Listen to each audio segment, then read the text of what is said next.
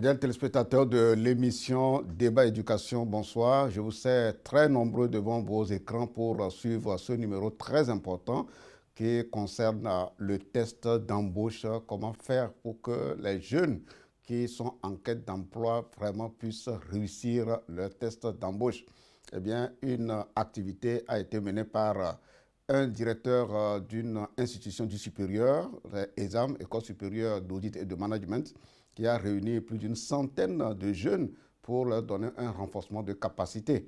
Eh bien, qu'est-ce qui fait que certains jeunes ne réussissent pas leur test d'embauche? Vous aurez toutes les réponses avec notre invité dans cette émission après ce jingle.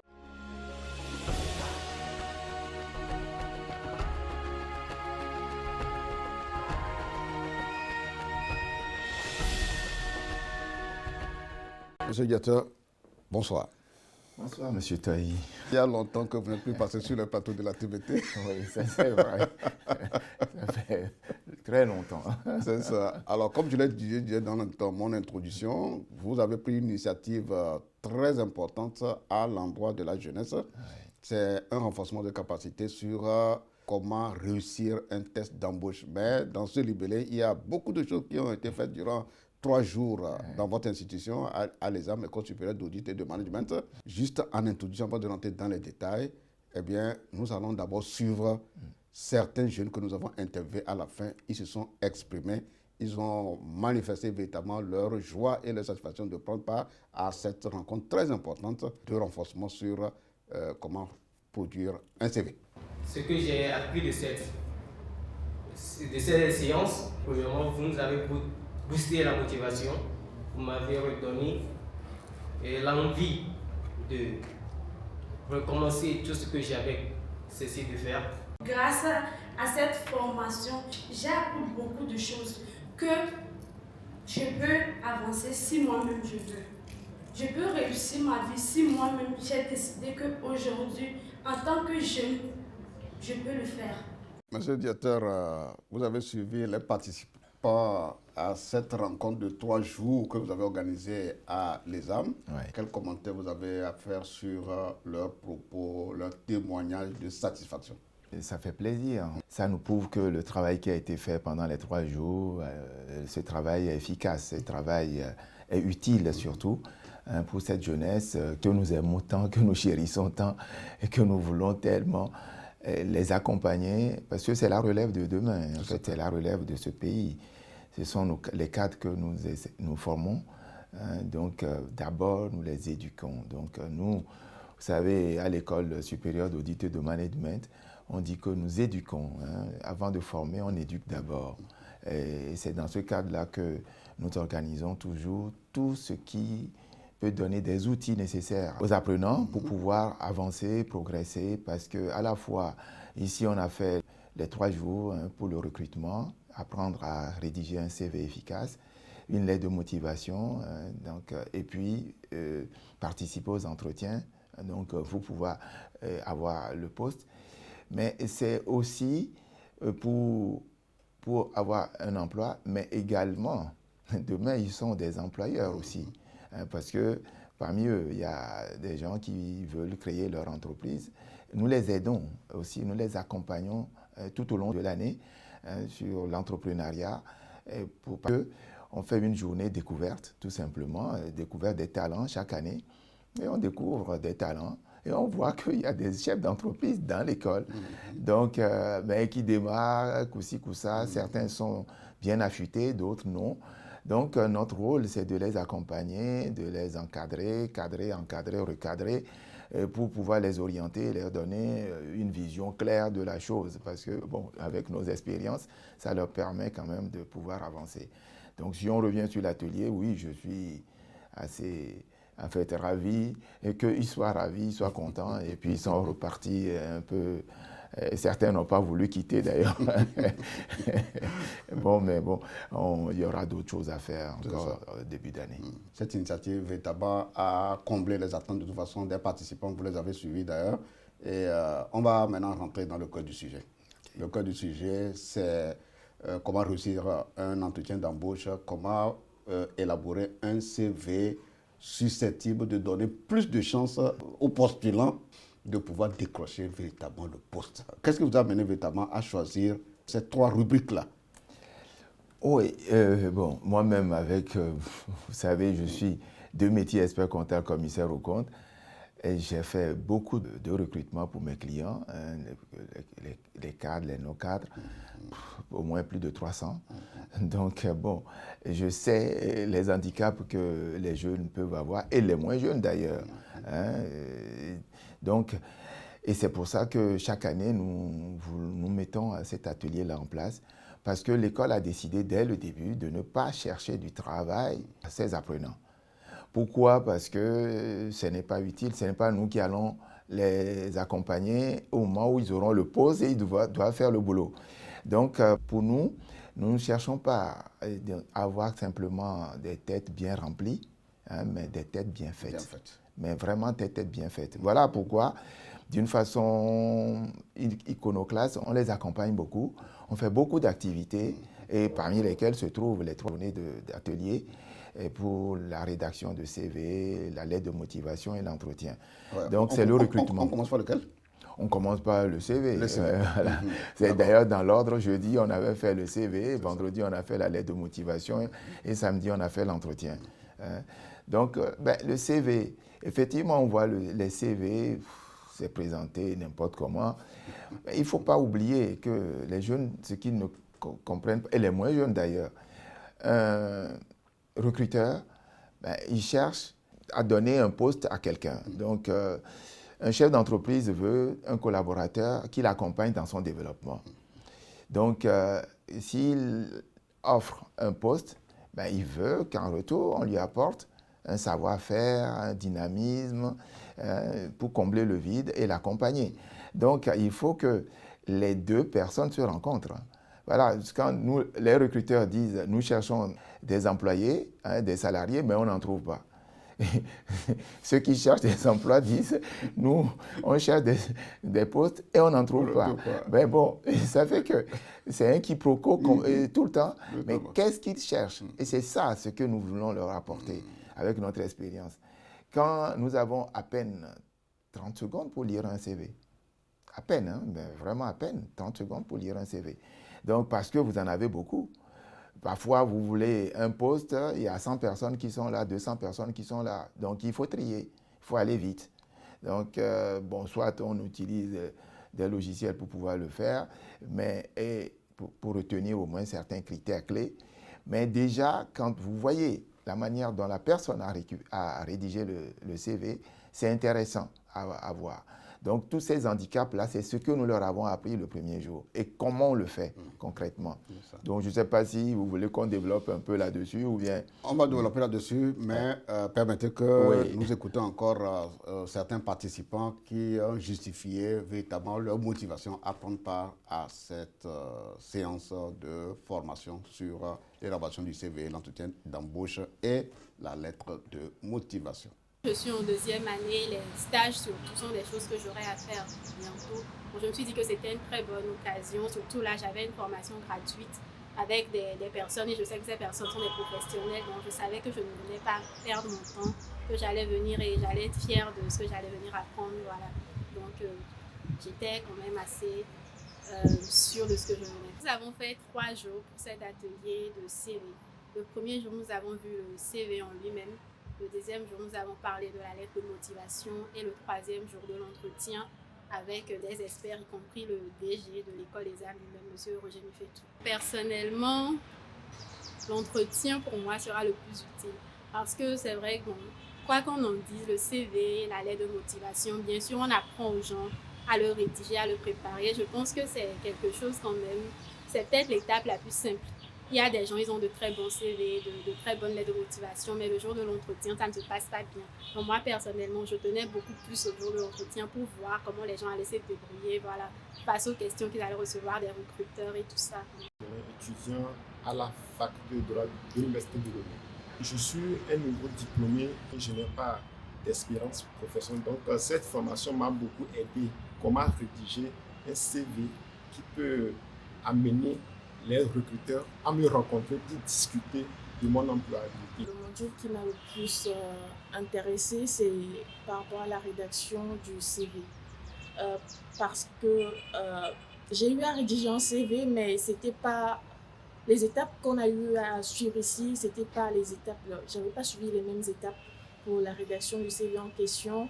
Et on nous a dit que la manière dont mon CV était présenté, je l'avais présenté, elle est dépassée. Donc, cet aspect-là, je l'ignorais. Donc, avec cette formation, j'ai appris plusieurs trucs. Monsieur Didier, vous avez suivi les participants qui ont témoigné de la valeur ajoutée de ces 3 modules.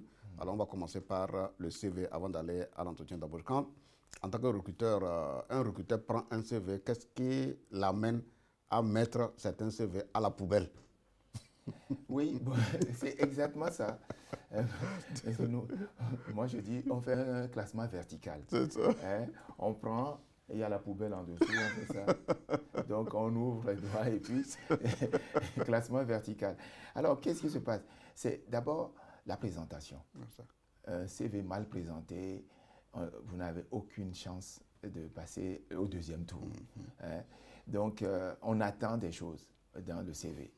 D'abord, dans cette présentation, le nom, le prénom, l'adresse, donc votre situation, tac. Vous voulez mettre la photo, ben, le nom, prénom, c'est à gauche.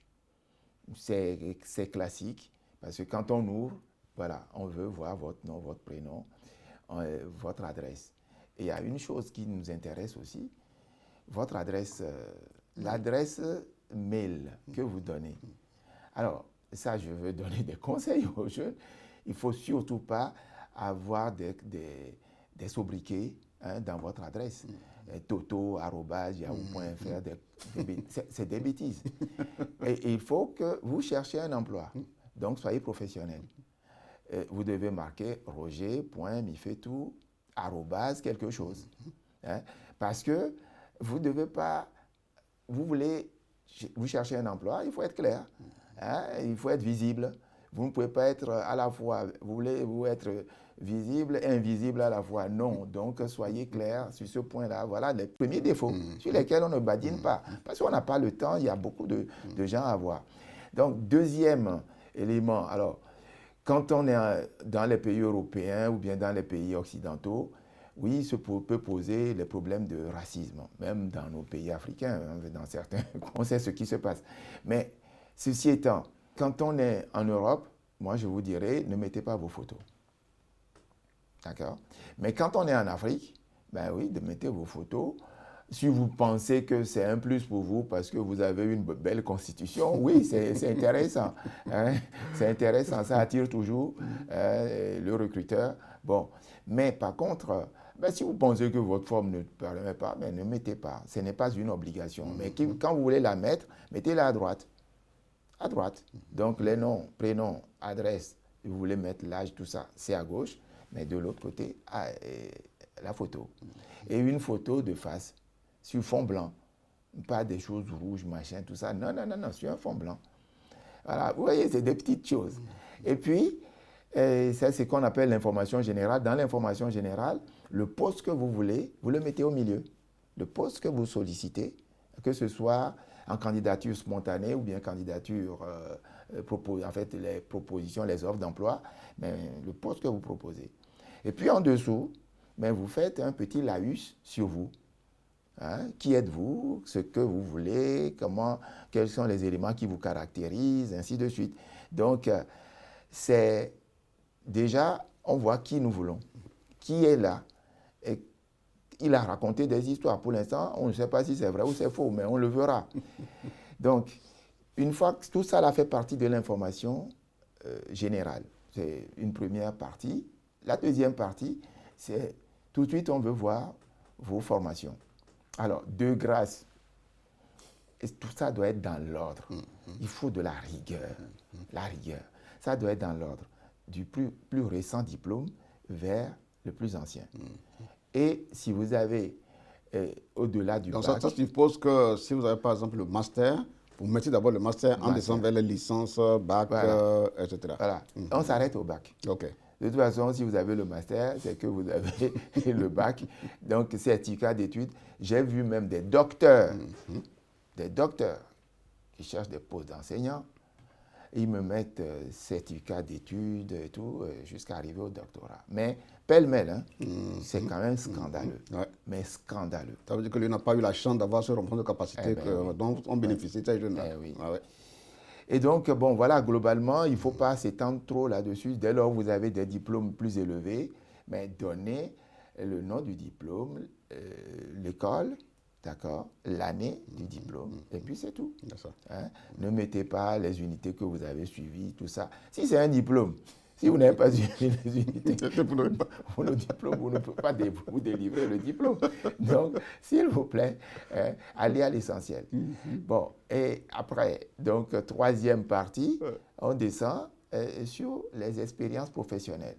Et c'est pareil, expérience professionnelle. Si vous êtes primo-salarié, parce que vous sortez de l'école, forcément, vous n'avez pas beaucoup d'expérience palpable à donner. Mais si vous êtes un ancien, mais vous avez de l'expérience. Et là, l'ancien peut faire cette partie thématique. Donc, par thème, les postes que vous avez utilisés, que vous avez occupés, et les réalisations que vous avez effectuées. Vous avez créé un département, vous avez créé un service, les procédures, vous avez mis ça en place, ou vous avez été responsable du département, vous avez créé complètement tout, et puis le chiffre d'affaires a augmenté. Bon, voilà, de tels montants. On voit votre réalisation dans le poste, hein, et au fur et à mesure. Donc ça, c'est par thème. Pas pour ceux qui ont déjà beaucoup d'expérience, oui, c'est utile. Mais quand vous êtes primo-salarié, vous n'avez pas beaucoup d'expérience, mais mettez, par exemple, les stages que vous avez effectués dans votre domaine. Et puis, mettez aussi tout ce que vous faites. Tout ce que vous faites. Vous avez, peut-être, vos parents sont des commerçants. Et vous travaillez avec eux tous les week-ends. Vous allez faire l'inventaire, vous allez vendre avec eux, vous allez faire ceci.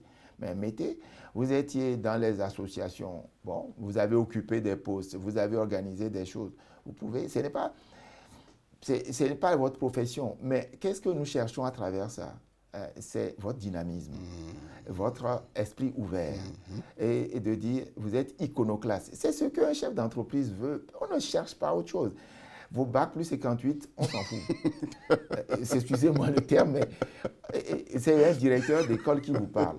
Donc, parce que, qu'est-ce que vous avez appris et tout, c'est pas ça l'essentiel. Mais la manière dont vous combinez cet apprentissage et vous le mettre palpable, oui, c'est ça qu'on va vouloir chercher. Donc, on cherche quelqu'un, un iconoclaste, un esprit ouvert. Ce n'est pas quelqu'un qui est braqué droit dans ses bottes, hein, pour pouvoir se dire, moi, j'ai eu bac plus 58, donc c'est le poste là que je veux, et on ne peut pas le faire bouger ni à gauche ni à droite, il est raide. Non, ça, vous ne trouverez pas. Aujourd'hui, ce n'est pas ce qu'un chef d'entreprise veut. Hein. On veut plutôt de la souplesse, on veut plutôt de la disponibilité. Vous êtes là pour offrir vos services. Donc, vous ne pouvez pas offrir le service, hein, à quelqu'un et vous ne voulez pas qu'on vous utilise autrement. Donc, vous voyez, c'est une question de mentalité. Donc, cette quatrième partie. Et puis, la dernière partie, mais c'est très important. La dernière partie, c'est essentiellement vos domaines de compétences, vos loisirs, tout ce que vous aimez. Hein. Alors, certains disent voyage. Lecture. Ah oui, c'est bien la lecture. Mais qu'est-ce que vous lisez? Quel domaine? C'est quoi? C'est des romans? Est-ce que vous aimez particulièrement tel auteur ou pas tel auteur? Mais dites-le, donnez, orientez la personne. J'aime plutôt la littérature.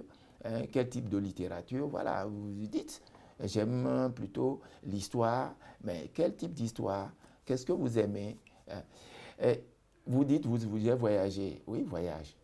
Oui, voyage. Mais qu'est-ce que tu as fait? Dans quel pays? Dans quel cadre? Qu'est-ce que tu as découvert? D'accord? Donc, la découverte que vous avez faite au cours de ce voyage, c'est tellement intéressant. Hein? Dites-nous.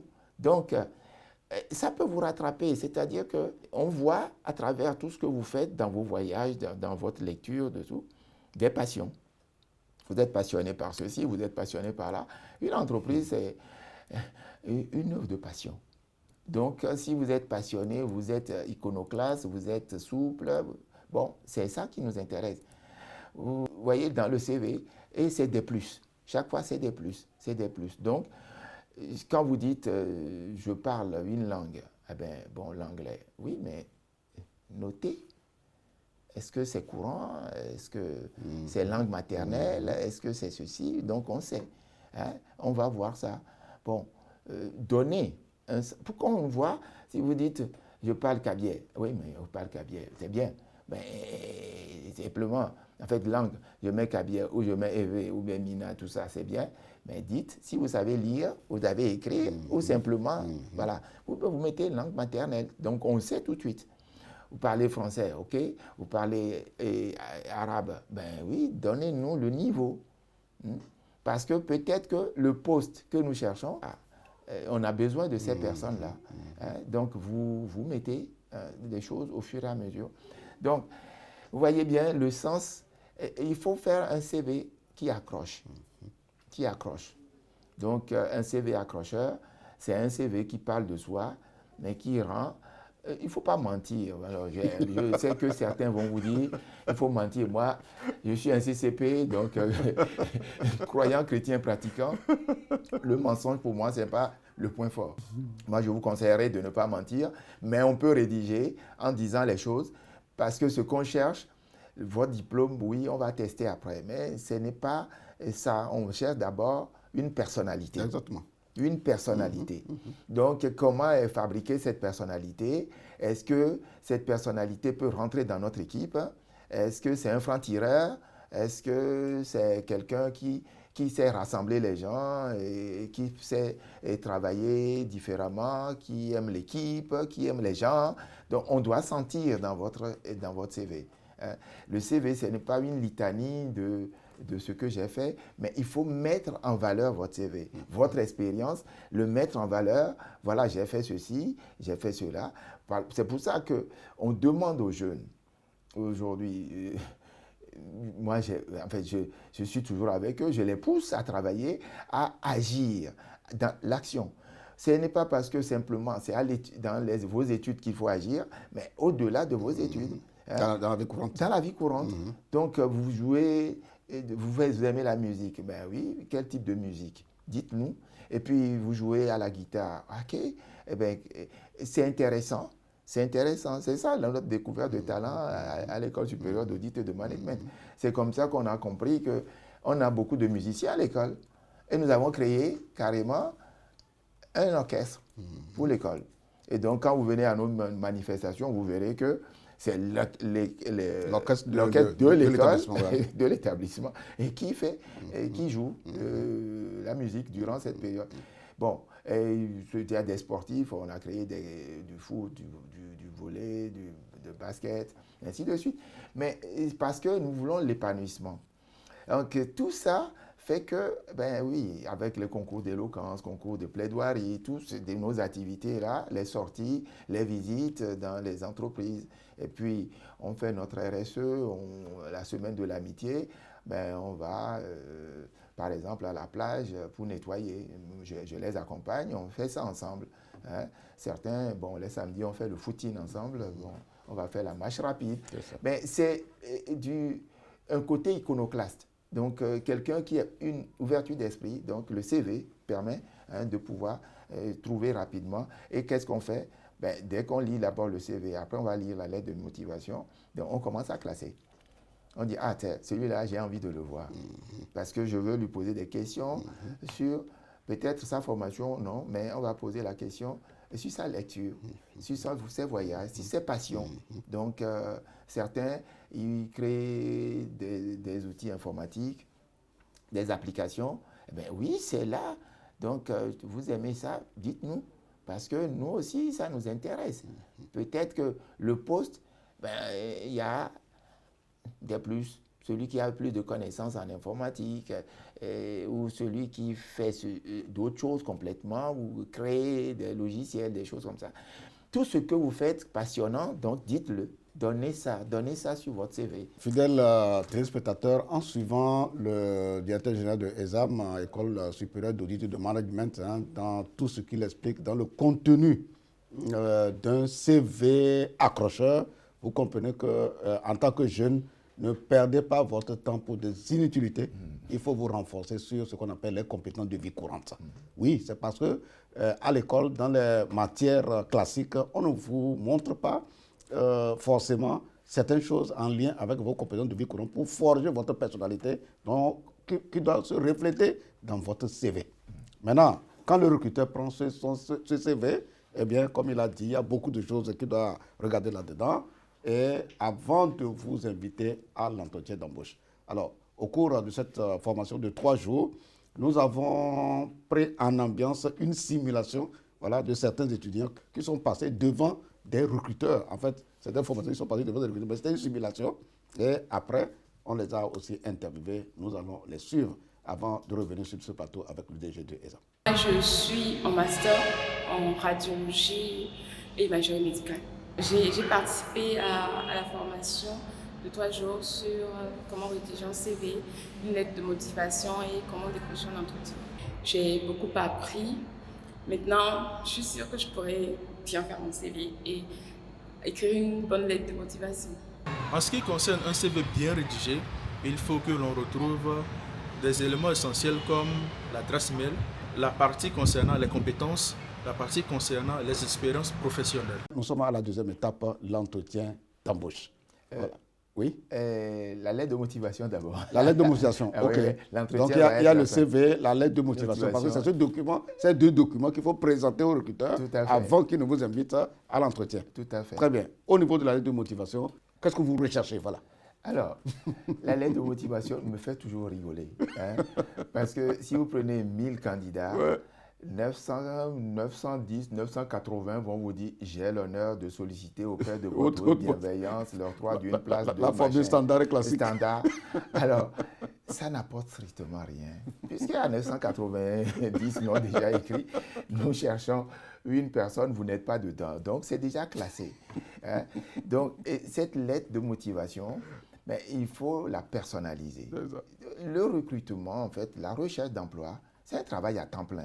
Il faut que les jeunes sachent ça, et les moins jeunes également. On n'écrit pas. Oui, on envoie une lettre, un prototype pour X, Y, Z entreprises. Mais non, les entreprises sont différentes. Leurs recherches sont différentes. Donc, vous aussi, vous devez aller travailler un peu. Vous ne pouvez pas aller décrocher un emploi si vous ne connaissez pas l'entreprise. Si vous ne connaissez rien de l'entreprise. L'environnement de travail que vous ambitionnez d'exercer demain. D'exercer demain. La moindre des choses, prenez le temps d'aller chercher des informations sur l'entreprise. Et donc, vous allez voir que dans la lettre de motivation, il y a une première partie qui est l'introduction. Soit c'est une candidature spontanée, soit c'est une candidature. En fait, vous répondez à une offre d'emploi. Et dans ce cas, oui, l'introduction doit cerner ça. Après, il y a le corps. On voit une deuxième partie, donc cette partie du corps qu'on appelle vous, qu'on a identifié vous. C'est là où on parle de l'entreprise. En fait, c'est un triptyque, vous, je et nous. Donc vous, après l'introduction, vous, c'est l'entreprise.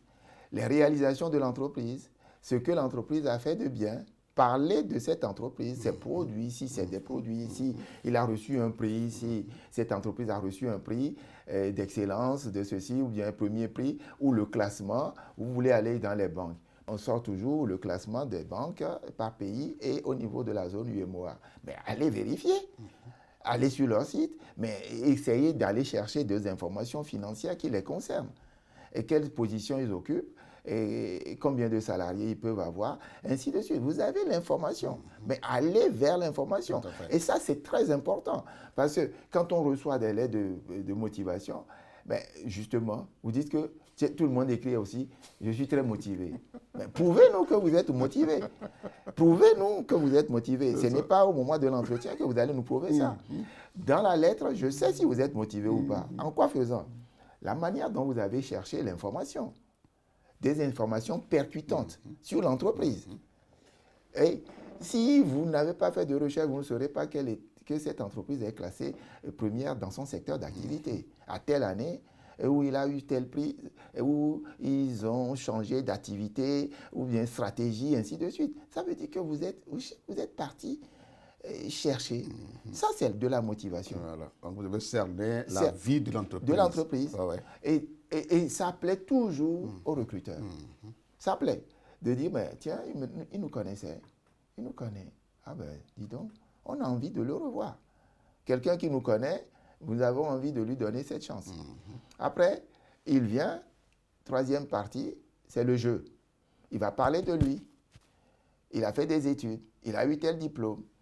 Et il voit ce que l'entreprise veut. Peut-être les valeurs de l'entreprise. Il y a beaucoup d'entreprises aujourd'hui qui rentrent dans les systèmes de valeurs. Ça fait au moins 25 ans que je le dis, mais c'est arrivé. Et partout maintenant, dans le monde entier, la plupart des entreprises, des grandes entreprises, ont tous des valeurs morales et intrinsèques qu'on pose sur la table. Mais vous avez vu, si vous cherchez, vous l'avez vu, mais à l'école, nous avons 40 valeurs morales. Donc, vous pouvez... Et c'est certaines de ces valeurs que vos étudiants ont dévoilées, où on a vu des élèves passer sur la transparence, la gouvernance, l'éthique, la connaissance de soi. Oui. En tout cas, c'est cette distinction-là que nous avons pu passer. On en a plusieurs. Donc, du coup, c'est ça. Et vous avez appris ça. Vous êtes à l'école. Vous avez appris déjà parce que chaque valeur fait l'objet d'une conférence en interne. Donc, quelque part, vous avez appris et voilà que l'entreprise en parle. Mais mettez ça en avant. Et vous allez citer pile poil des valeurs que cette entreprise-là, vous ne mentez pas, c'est une réalité. Non. Mais simplement, vous collez à l'événement de l'entreprise. Donc, quelque part, oui, l'entreprise va vouloir vous rencontrer. Le recruteur va vouloir vous rencontrer en disant « Ah, il est différent des autres, donc j'aimerais bien lui donner cette chance. » Et puis, donc, une fois que vous avez donné cette phrase qui accroche un peu, mais vous allez parler maintenant de vous, de nous, l'entreprise et moi. Donc, moi et l'entreprise, compte tenu de ceci, de votre dynamisme, compte tenu de votre objectif, et moi, avec mon dynamisme, avec ce que j'ai appris, avec les expériences que j'ai eues, ben, je pense que nous sommes faits pour nous rencontrer et travailler ensemble. Je vous apporterai mon savoir-faire, mon dynamisme, ma souplesse dans les équipes, mon sourire, ainsi de suite. Mais ça plaît toujours. Pourquoi? Parce que, et on a toujours dans les lettres de motivation, on est là en tant que quémandeur. Je quémande. Ah, et si tu veux me faire du bien, le Seigneur te bénira. Tu peux me donner cet emploi-là, j'en ai besoin. Mais le chef d'entreprise ne donne pas un emploi. D'accord? Ben, il cherche celui qui va lui offrir un service. Ouais. Donc, ayons la pensée de serviteur. J'offre un service à l'entreprise. Ce n'est pas l'entreprise qui me donne un emploi. Non. Donc, vous quémandez. Vous êtes dans la position de faiblesse. Mais celui qui dit, moi, voilà ce que je sais faire. Je sais faire ça, ça, ça, ça. Je l'ai appris à tel endroit, j'ai eu tel diplôme. Mais et je vous offre mon dynamisme, je vous offre ma connaissance. J'ai participé déjà à ça, ça, ça. Donc, je mettrai tout ce savoir-faire à votre service. Ah, ça change. Non. Ça change. C'est un esprit iconoclaste. C'est quelqu'un, oui, quand il dit qu'il est dynamique, on le voit, on le sent dans sa parole, dans sa façon de voir, dans sa compréhension des choses. Et il n'est pas fermé, bloqué, atterré. Non. Donc, on évolue. Ils n'ont pas reçu un esprit, comme je dis toujours, vous n'avez pas reçu un esprit de timidité, mais un esprit de force, d'amour et de sagesse. Donc avancez, progressez et dites quelque chose et qui s'accroche à ce que vous êtes en train de rechercher. Donc c'est du travail. Si j'ai envoyé 20 courriers différents, Mais en fait, pour 10 entreprises, ça ne doit pas être le même courrier. Le CV doit être adapté à chaque entreprise. Parce que vous avez fait beaucoup de choses. Cette entreprise cherche ça. Mais mettez cela là en avant dans votre CV. Et si parfois on reçoit des CV ou bien on reçoit des lettres de motivation, on sait que c'est un courrier qu'on a adressé à une banque alors que c'est une industrie qui vous cherche. Bon, vous êtes déjà déclassé. Ah ouais, c'est clair. Ce n'est pas bon. Donc la lettre de motivation doit être personnalisée. Et la lettre de motivation vous oblige à aller travailler sur vous-même et travailler sur l'entreprise, aller chercher les informations. Les jeunes vont vous dire, oui, mais moi, je ne sais personne, je ne sais pas comment faire pour avoir. Mais bon sang, lève-toi, vas-y. Mais c'est clair. Va dans l'entreprise. Bien sûr. Mais bougez-vous. Il y en a certains, oui, mais je ne peux pas le joindre. C'est comme si on fait de l'orientation scolaire. On dit, mais allez voir les gens qui sont dans ce métier-là. Ouh là là, lui, il est expert comptable, mais je ne peux jamais l'atteindre. Est-ce que tous ceux qui sont tu as essayé? Est-ce que tu as essayé? Tu as essayé? Essaye d'abord et puis après tu diras. C'est ça. Voyez, ça c'est des pensées pernicieuses là qui nous bloquent et il faut changer de mentalité. On ne vient pas faire du recrutement en gardant toujours ces idées tordues, bloquées, facétieuses. Donc il faut avancer, il faut s'ouvrir. Tant que tu n'as pas fait, ne dites pas que voilà le résultat qui m'attendrait si je l'ai fait. Non, non. Fais d'abord. Et si tu es factuel sur ce qu'on fait. Alors, autre chose, au cours de cette journée, en fait la deuxième journée, vendredi dernier, nous avons projeté plusieurs exemples. Chaque niveau, chaque étape, on propose... Des exemples de lettres de motivation? Des lettres de motivation. Même la partie, on a pris plusieurs entreprises. Si cette entreprise cherchait, voilà ce qu'on peut écrire sur l'entreprise. Donc, nous, on a fait l'effort d'aller chercher sur chaque entreprise pour pouvoir leur donner plusieurs types d'exemples. Exactement. Et à chaque, par exemple, sur le jeu, ben voilà, pour telle entreprise, voilà ce que tu peux proposer. Sur telle entreprise, ben, je leur dis de ne pas copier ça, mais de comprendre le fonctionnement de la chose. Parce que si vous copiez, que vous tous, vous mettez la même chose, ben, finalement, il n'y aura pas de différence. Or, la lettre de motivation doit créer la différence. Le CV doit créer la différence. Parce que le CV et la lettre de motivation doivent donner envie aux recruteurs de vous recruter, de venir vers vous, de vous choisir et de faire l'entretien. L'entretien serait la troisième étape. Si je comprends bien, c'est que le CV est déjà vu par le recruteur et la lettre de motivation, ça veut dire qu'il y a une présélection du lot qui est en face de lui. Ah oui, parfois. C'est donc après ça qu'on vous appellera au cas où. Eh oui, parfois, on n'a même pas 10%. Eh oui. Donc, à cause de ces insuffisances que vous avez relevées tout à l'heure. Je leur ai présenté quelque chose. Pour une entreprise, donc on a pris l'entreprise, on a fait la lettre de motivation prototype de bout en bout. Et puis, j'ai demandé à ChatGPT de nous faire la lettre de motivation sur cette entreprise.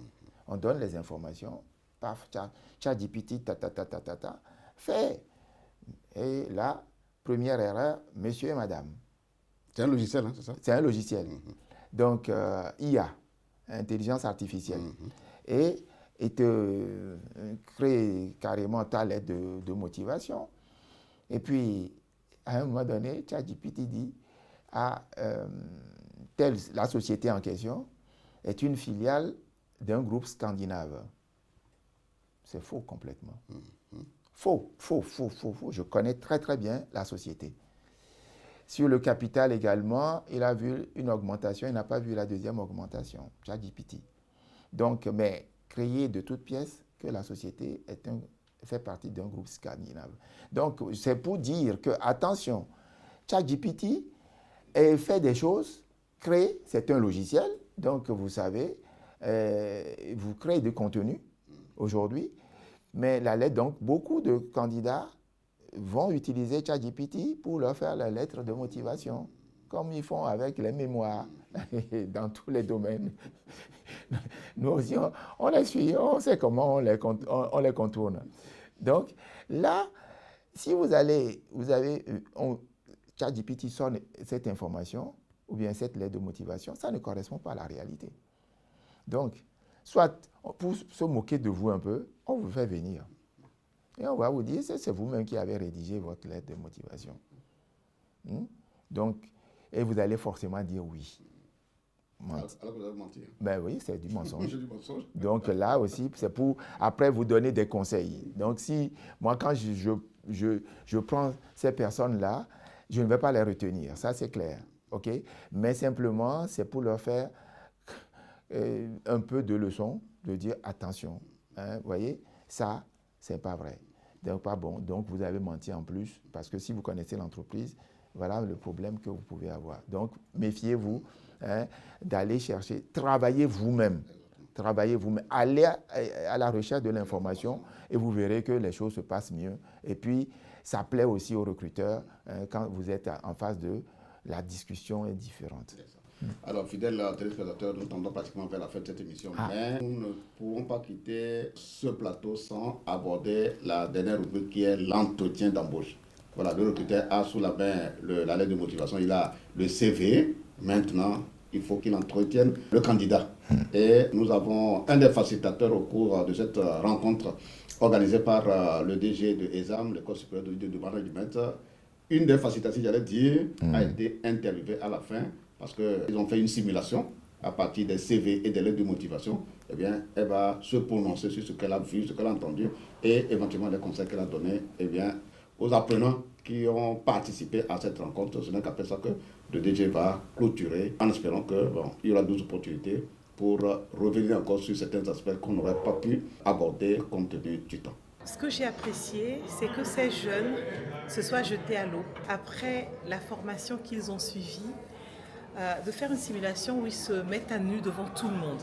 J'ai apprécié le courage qu'ils ont eu. Il n'y a pas eu beaucoup de courageux, mais ceux qui se sont jetés à l'eau avaient vraiment beaucoup de courage. Ils avaient envie d'apprendre et ça, c'est à saluer. Lorsqu'on cherche un emploi, on doit pouvoir se présenter devant un employeur, présenter son parcours, ses aspirations, ses compétences et c'est important de partager ces principes importants avec eux. La première observation concerne la qualité de l'écrit. Les fautes de grammaire, les fautes d'orthographe. En fonction du poste auquel on postule, c'est quand même important. Je dirais que c'est pour tous les postes, mais on peut se permettre d'être un peu plus tolérant sur certains postes. Mais j'ai eu par exemple des étudiants qui étaient en lettres modernes et qui faisaient des fautes grossières. Ça décrédibilise un peu leur formation et le métier auquel ils se destinent. Après, il y a le fait de coller, de bien coller à la demande du recruteur. Lorsque vous postulez et qu'il y a des critères qui sont indiqués dans l'annonce, il faut faire un minimum d'efforts pour se rapprocher de ce que recherche le recruteur. Le recruteur ne fait pas une œuvre de charité. Il a véritablement un besoin en ressources humaines qu'il essaie de combler quand il met une annonce.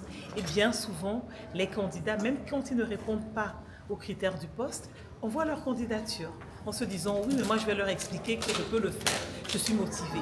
Et ça, c'est pas très professionnel parce que c'est pas parce que vous avez envie que le recruteur va vous prendre, parce que lui, il a un besoin réel. Voilà, ça, c'est vraiment la deuxième chose. Et après, il y a la rédaction, la façon dont il se positionne. Le candidat idéal est curieux, il est travailleur, il est dégourdi, c'est-à-dire qu'il est vif d'esprit, il va chercher les réponses, il est autonome, il est force de proposition, il n'hésite pas à dire quand il ne sait pas, il a un esprit critique. Il sait faire la part du vrai et du faux en se disant on m'a demandé de faire ça, c'est pas du tout ce qui était écrit avant. Ne pas hésiter à aller dire à son chef est-ce qu'il n'y a pas une erreur ici, est-ce qu'on ne peut pas améliorer ceci et pas être juste un exécutant et qui se contente d'appliquer des règles sans les comprendre. Les candidats que nous avons reçus, ils étaient beaucoup plus intéressés à avoir un retour sur leur CV, leur lettre de motivation. Ils n'ont pas mis en avant des projets d'entrepreneuriat. Si ce n'est quand même que ce que j'ai constaté, c'est que certains ont eu égard à leur situation personnelle à travailler. Donc j'ai en tête cette jeune fille qui est en première et qui m'a beaucoup émue parce qu'elle a fait un CV manuscrit, elle a assisté aux formations, s'est dépêchée de mettre en application tout ce qu'elle a appris. Et j'ai été surprise de voir le CV manuscrit avec la place laissée pour la photo. Elle a respecté à la lettre tout ce qu'elle a appris. Et c'est seulement lors de l'entretien que j'ai découvert qu'elle était en première et qu'elle se posait plein de questions sur son orientation, faute de moyens financiers, mais en même temps, cette envie qu'elle a d'apprendre et que je salue vraiment. J'avais lu sur le CV et je vends des chips au feu rouge de l'Onato, je ne sais pas quoi. Je me disais, tiens, c'est curieux ce CV. Et j'ai mieux compris quand je l'ai vu. Et ce genre de personnalité sont à encourager en fait. Des personnes comme cette jeune fille qui est en première et qui vient dans une institution comme celle-ci, profiter de tout ce qu'on peut lui apporter. On a envie de les aider en fait. Quand on voit des gens comme ça, on a envie de les aider. Pour réussir les entretiens, il faut se préparer. Il ne faut pas aller à l'entretien en se disant je suis motivé donc je vais y arriver. C'est un exercice sérieux. Le CV est un exercice sérieux, la lettre de motivation est un exercice sérieux également, et l'entretien, on doit le préparer du mieux qu'on peut, se renseigner sur l'entreprise, se renseigner sur le recruteur, la personne qui va vous recevoir en entretien, arriver en avance, si ce n'est à l'heure, se préparer à toutes les éventualités et relire son CV, s'apprêter à répondre à toutes les questions, à détailler tout ce qu'on a pu mettre dans son CV, justifier ce qu'on a pu mettre, en fait être pertinent. Il faut apprendre à être pertinent en entretien.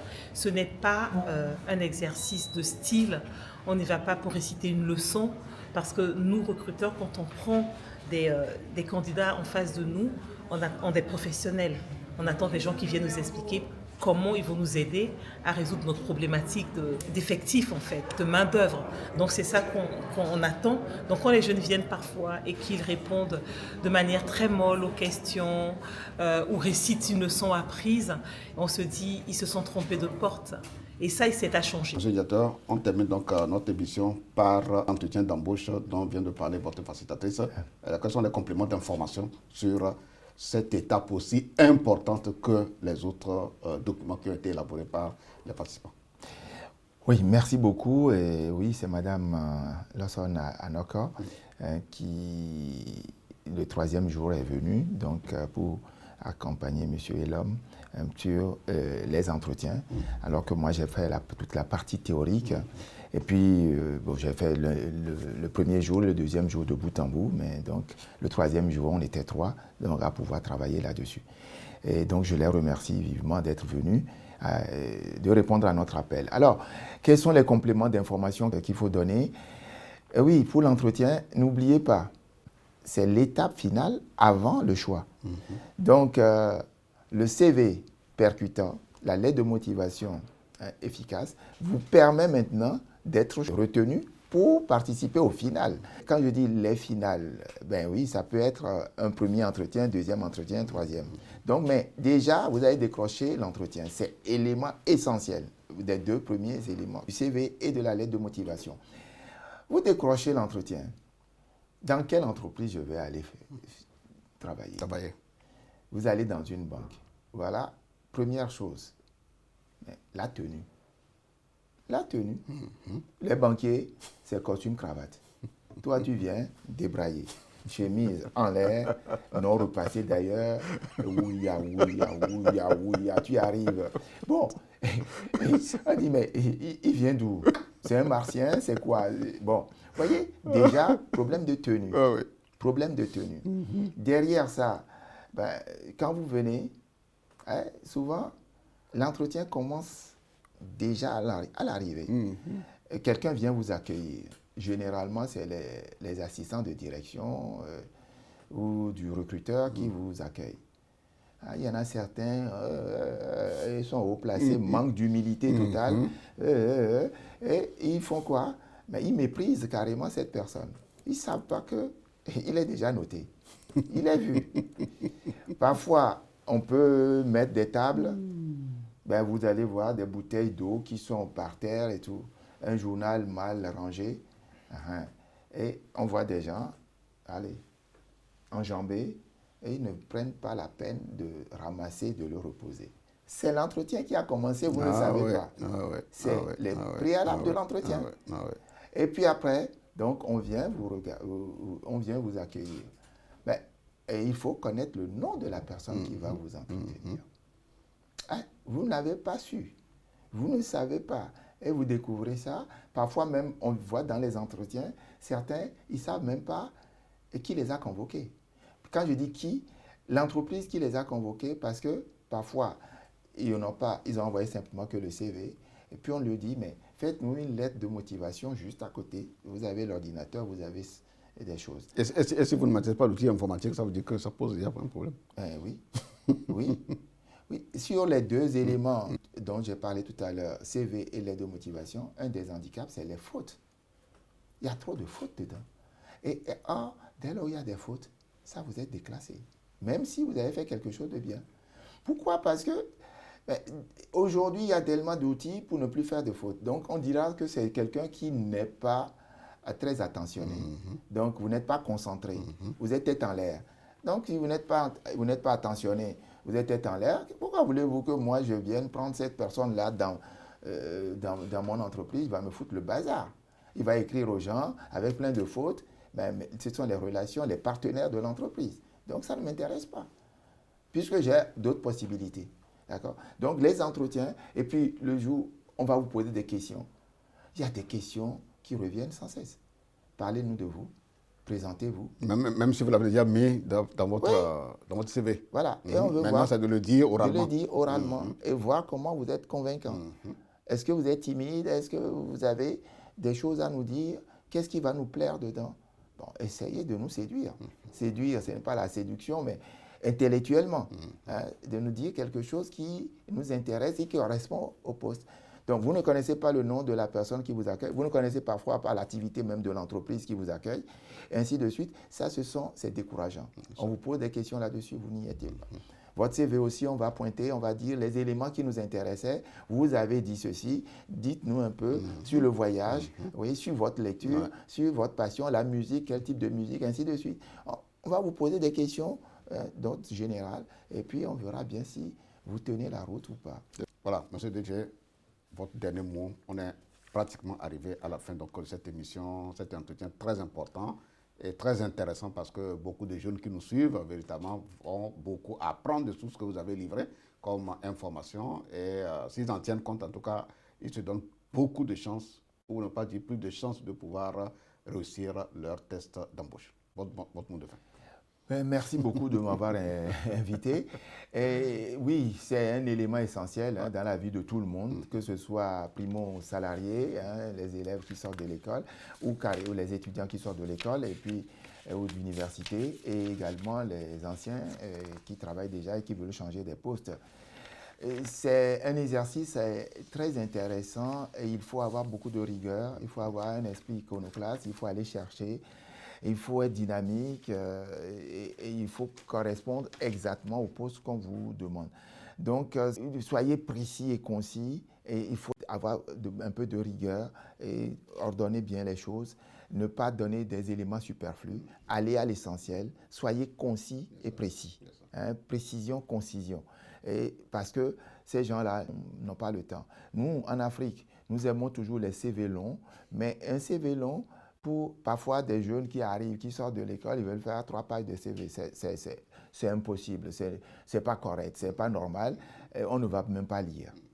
Faites-nous un CV d'une page pour vous qui n'avez pas beaucoup d'expérience. Ceux qui ont beaucoup d'expérience peuvent faire un peu détaillé, mettre les réalisations. Mais allez à l'essentiel, ce qui correspond au poste que vous cherchez.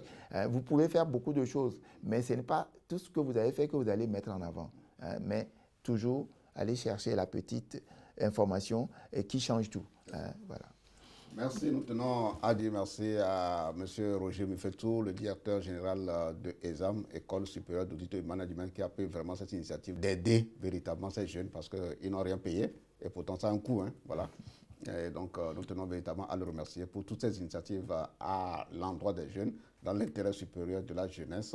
Et nous espérons que cette émission est bien suivie par les jeunes, quel que soit votre niveau, vous êtes au collège, au lycée, enseignement technique, enseignement général, lycée, université, vous êtes tous concernés par ce qui est en train de se dire. Parce que si vous avez l'ambition d'être recruté quelque part, eh bien, vous devez savoir tout cela. Ça, c'est très, très, très important. Voilà. Alors, donc, c'est sur ce que nous disons vraiment merci au directeur, mais ne quittez pas parce qu'on va recevoir dans un instant un autre invité pour parler du droit à l'acte de naissance, un document très important sans lequel un enfant n'est pas un citoyen. Dans la deuxième partie de cette émission, nous recevons un acteur engagé pour la cause des enfants, une activité très importante de remise de jugements supplétifs aux enfants qui n'en avaient pas a eu lieu à l'école primaire à Détikopé. Et donc, nous recevons M. Paul Patia, il est le chef projet à Acte Afrique, à Action Éducation. M. Paul, bonsoir. Oui, bonsoir, monsieur Marcel. Alors, est-ce que vous pouvez nous dire dans quel cadre véritablement vous avez organisé cette séance de remise de jugement supplétif? Voilà, donc, merci beaucoup. Et nous avons organisé une cérémonie de remise officielle des actes de naissance. Il s'agit plutôt des actes de naissance aux enfants bénéficiaires des communes d'Agogne 4 et 6. C'est dans le cadre de la mise en œuvre du projet Acte Afrique. Ce projet qui est implémenté par l'ONG Action Éducation. Donc, le projet a commencé depuis 2021. Et dans le processus de la mise en œuvre de ce projet, les écoles bénéficiaires sur les deux communes, Agogne V4 et 6, qui sont au nombre de 13 écoles primaires publiques, nous avons procédé à un recensement des enfants ne disposant pas d'acte de naissance. Et nous avons pu trouver au cours de l'année scolaire 2022-2023, 1311 enfants du CP1 au CM1 ne disposant pas d'acte de naissance. Sur les deux communes? Sur les deux communes. 13 écoles. 13 écoles. Voilà, donc ce nombre a attiré notre attention et surtout les associations de jeunes avec lesquelles nous travaillons sur les deux communes ont pris sur eux ce devoir de faire un plaidoyer pour que les mairies d'Agogne V4 et d'Agogne V6 contribuent à l'organisation des audiences foraines pour l'établissement des jugements supplétifs à ces enfants.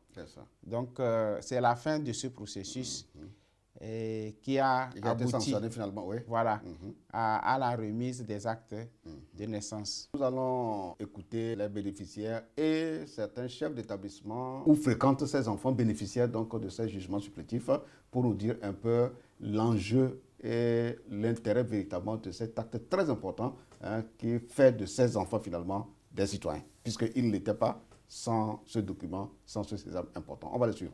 Nous avons nos actes de naissance. Merci aux mairies d'Adétikopé et de Toblékopé. Merci à tous les ministères impliqués dans la mise en œuvre de ce projet.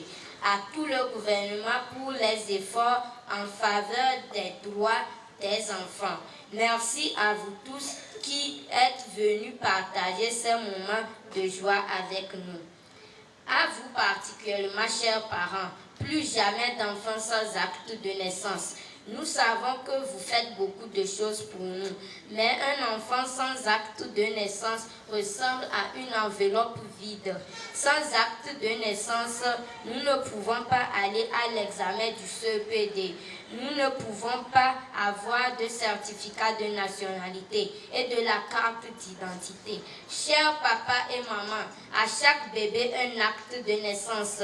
Je suis titulaire de CM2 et la plupart du temps, quand vient le moment des inscriptions aux différents examens, nous avons un sérieux problème pour constituer le dossier afin de valider l'inscription de l'enfant à l'examen.